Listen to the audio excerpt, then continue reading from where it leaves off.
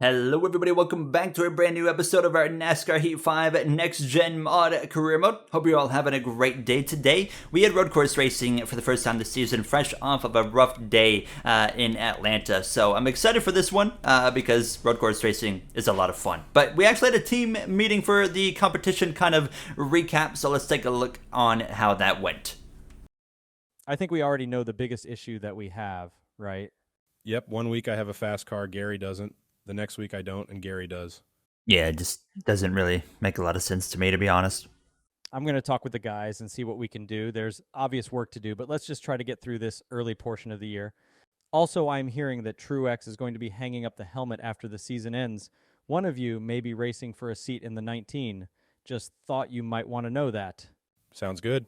Well, there you have our team meeting there with Denny Hamlin, as well, Bubba Wallace and whatnot, and getting ready now here in mid-Ohio for some road course racing. And of course, the discussion about our cars going back and forth in performance is a big thing that we need to tackle with this team, to say the least, in the coming races here now, as we got the brisk colors back on board here, the black and yellow. I love this paint scheme. Now I do need to move the number a little bit more forward, so I'm going to be working on that, but getting a little bit of practice under my belt here on Friday now. Very excited to kick off this race now, because I think this is our opportunity to get our first legitimate top 10, not counting Daytona, of course, and I think we're just going to have good pace, and obviously that will be reinforced with wherever we qualify in qualifying, hopefully by not doing that. That's why this is practice, so I can kind of get back used to this track. It's been forever since I've driven at Mid-Ohio there, so you can see a bit sloppy around the edges, but we did still have a decent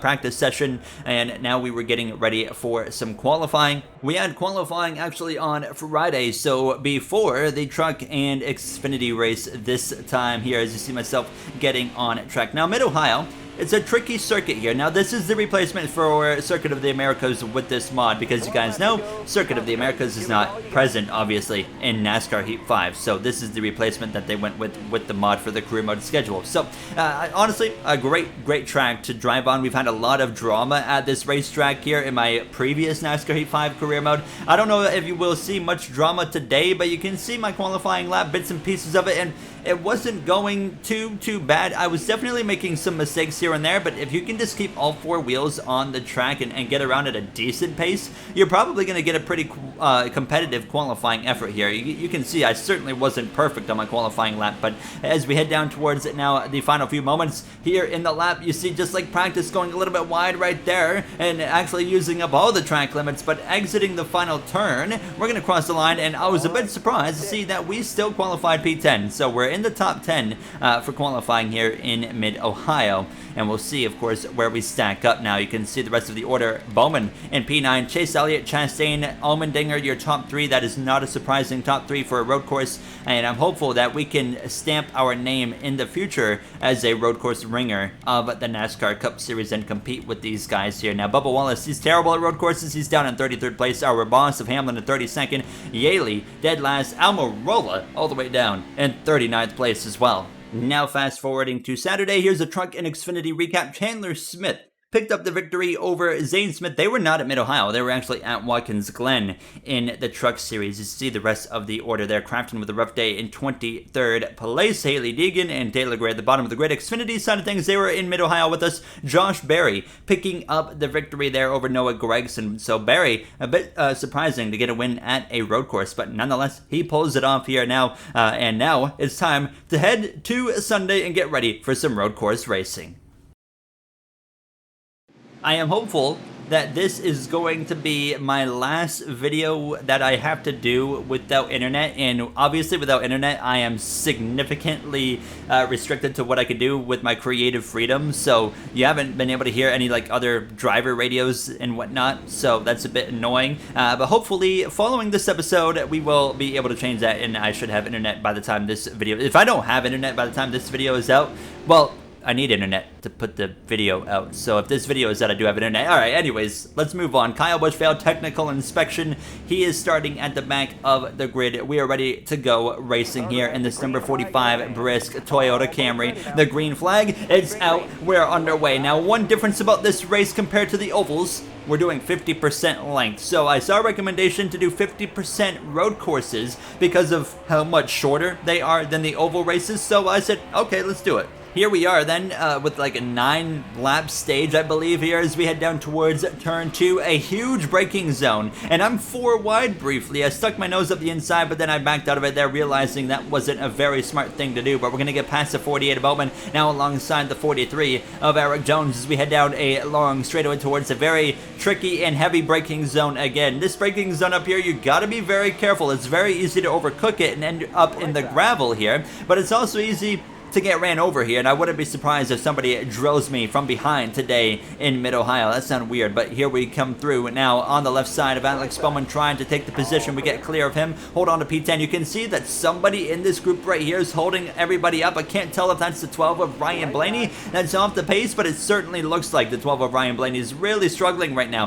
He's got Christopher Bell on the right side of him going for the overtake there as I tried to make a pass on the 43 of Jones. He fights back, though. He actually gets back clear as we head down through the next few corners, but then as you can see through the final corners, and yeah, sure enough, it's Ryan Blaney holding up everybody because now Buscher's gotten past him as well. I used up the 43 on the exit of turn 1, so 8 laps to go in stage 1. I meant the last turn, not turn 1 on that overtake on the 43, but we're going around the outside of Kevin Harvick here, so this should put us up into P8 now, and you can see Ryan Blaney about to be passed now by the 8 of Reddick, who's going to send one up the inside. Reddick has really turned into a road course ringer in the last about year or so. He's gotten so good at those road courses, but we get clear of Blaney, so up into P7 we go. Very happy with how this race has started out, but you can see myself making a couple of errors right there. We go into the grass on the exit of the final turn, trying to stick with the number 8 of Reddick. Chase Elliott currently out in front, but then watch this, out of the final turn again, actually getting some gravel. This is coming to lap 4. Fortunately, we had enough of a gap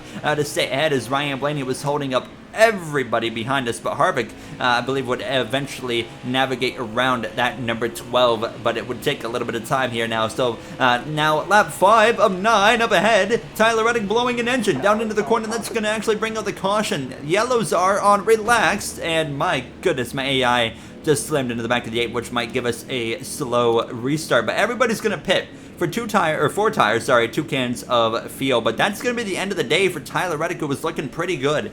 We are now P6 or P5, getting ready to go green for the restart. It's AJ Allmendinger, Chase Elliott on the front row. We're back underway. Chastain, Christopher Bell just in front of us. You see, sure enough, we do get that slow restart that I had a bit of a fear of after that contact with the 8 car. Under caution. Fortunately, at a road course in a short run down towards turn 1, like Mid-Ohio has, it's not too damaging now as we head down towards turn 2. They slow up so early right there. I go 3 wide around the outside. We're going to get around the 1 of Chastain. And as well, here comes the 17 of Buscher to my rear bumper here. We might have a bit of a side-by-side battle with that RFK driver. He's going to at least take a look here as we go through the little kink to the right, side-by-side with the RFK driver. Having a good day, Buscher is. He's very solid when it comes to road course racing as I get bulldozed from the 1 of Ross Chastain all the way off circuit into the gravel pit. Was that who I think it was? Yep, it sure was. That I better hope I don't get back to him. I'm going to clean him right out.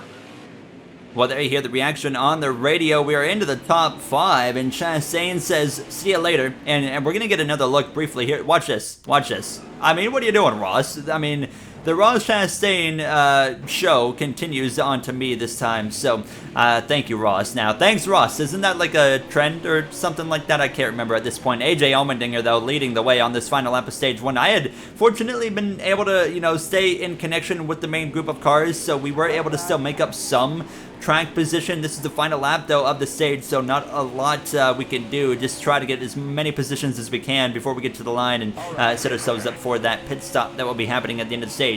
AJ Allmendinger wins stage number 1 here in Mid-Ohio after taking the lead on the last pit stop over the 9 of Chase Elliott. It looks like P33 is what it's going to be. Yes, it will. P33 here in stage 1. So Not ideal, that's for sure. Not ideal at all. However, we're going to get ready to go back racing after this set of pit stops for 2 cans of fuel, 4 tires. No adjustments really need to be made to this car. It's just I got to just keep doing what I'm doing because we know the pace is in the car, obviously. It's just about not getting wrecked. So, one bit of a curveball here for stage 2. AJ Allmendinger had a terrible pit stop. He is outside of the top 10. So he wins stage 1, is no longer inside the top 10 as I nearly looped myself there on the exit of the final turn. We got our teammate Bubba Wallace side by side with us as we head down into turn 1. Tyler Reddick is actually in this race still. I thought he was out because he had an engine failure, but no, whatever it was not something that took him out of the race because there he is. We're up the inside of him now, down into turn 2. You see this absolute cluster of cars all stacking up now. They were briefly 4 wide. Hamlin on the far outside there,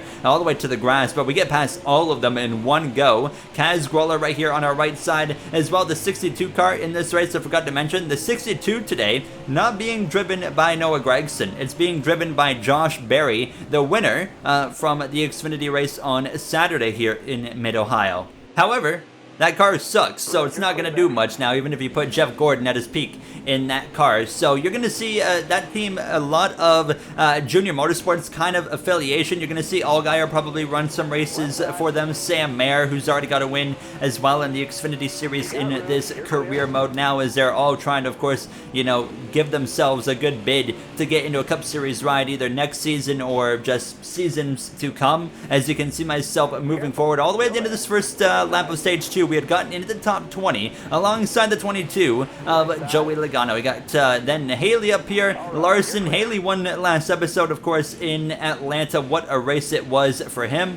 But, however, here I am going around the outside of him now and passing Kyle Larson, who's usually a lot better at road courses than what we're seeing out of him here today. Zane Smith having a decent run, but I'm trying to spoil the party. And I'm going to go to the right side, and it's going to be rookies 3 wide across the line here now, but hopefully I'm going to get the good side of it now as we head down into turn 1. Watch this 51. He slows right down there in my left corner, and a caution actually comes out. It's for the 51 who had an engine issue down into the corner, dropping fluid. The caution is going to come out immediately for that, so that is going to force another caution here, just like we saw in stage 1. However, nobody's going to pit this time. Everybody can make it to the end of stage 2, so we're all going to stay out and get ready to go back racing with only 3 laps to go in the stage. I was a bit surprised to see these cautions coming out for engine issues because I can confirm cautions were only on relax. They were not even on strict. So I was a bit surprised to see the cautions coming out just for engine issues. But we can call it basically fluid on the track, which would be understandable for a caution here. Chase Elliott leads the way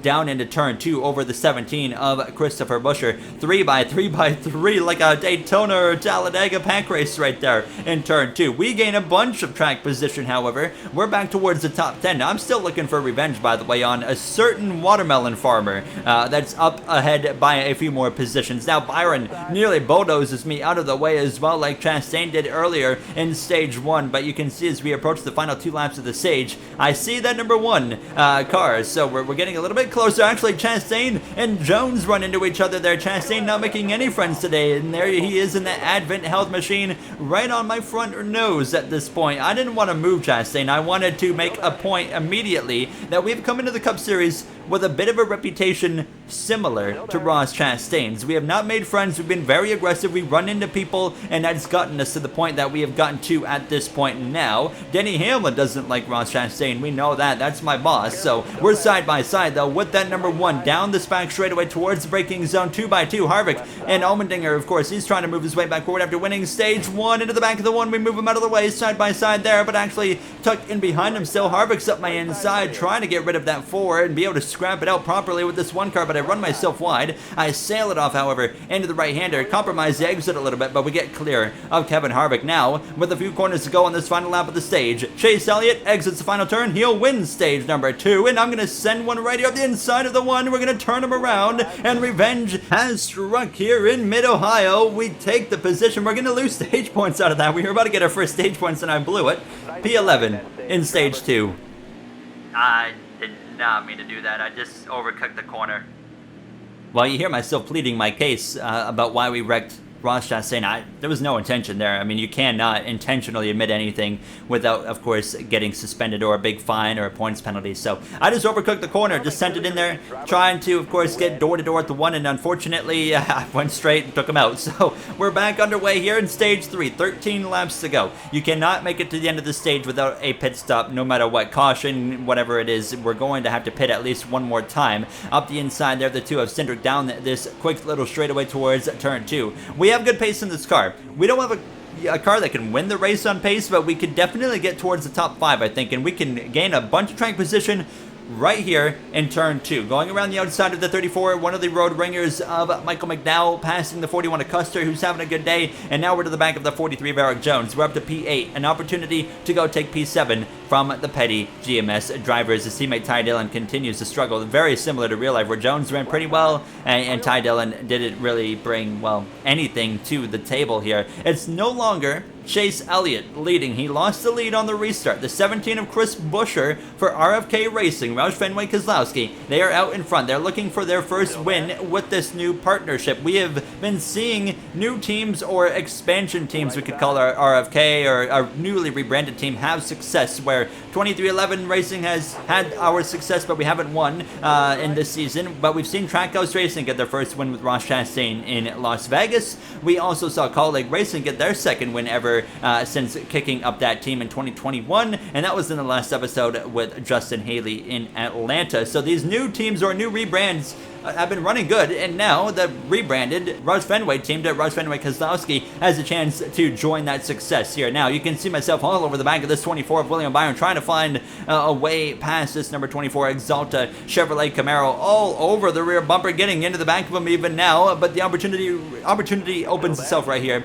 Up the inside of the 24, get right on his door, don't make contact with him, keep it clean, up into the top 5 we go. The 17's already a whole straightaway ahead, so I know that without a caution, there's no chance here. So now it was settling in and getting ready for a green flag pit stop. There, we make a mistake. We haven't made an actual error since stage 1, but there is one right there. We run wide. That brings the 43 of Jones, who got past the 24, who was falling back. Now to my back bumper here as we head down towards the left-hander, and now we get loose. We're on 2 wheels through the corner. We're going to go for a spin here in stage 3 with 10 laps to go, all on my lonesome right there. I just completely lost grip, and then when you're on 2 wheels at a road course in NASCAR Heat, well, 2 wheels doesn't work very well for a stock car, so we were down to P12. Immediately, I was thinking about how can I, well, you know, benefit on the exit, or on the outside of this. So I decided to pit on lap 29 because we've seen cautions come out in stage 1 and stage 2. Everybody still has to pit. If we pit now, take the tires, take the fuel, we can make it to the end, and if a caution comes out before the green flag pit stop cycle kicks off for everybody else,